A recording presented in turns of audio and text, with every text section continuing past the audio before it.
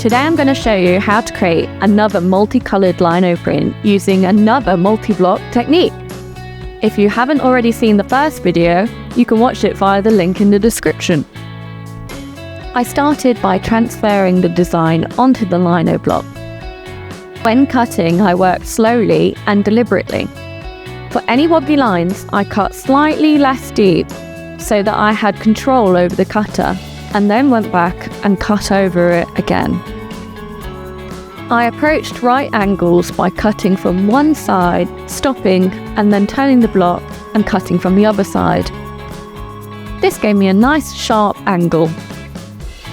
Once everything was carved, I cut the block into separate sections, create a jigsaw.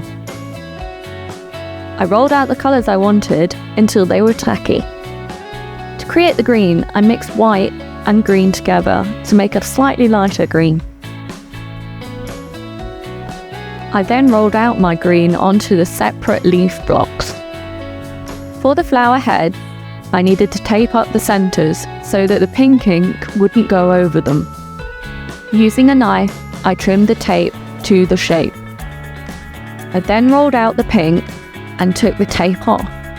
Yellow centres, I dabbed some yellow ink onto the lino block.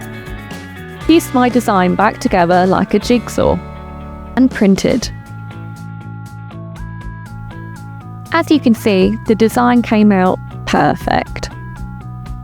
Visit our website for more step-by-step guides on lino cutting techniques and printing method. Thanks for watching!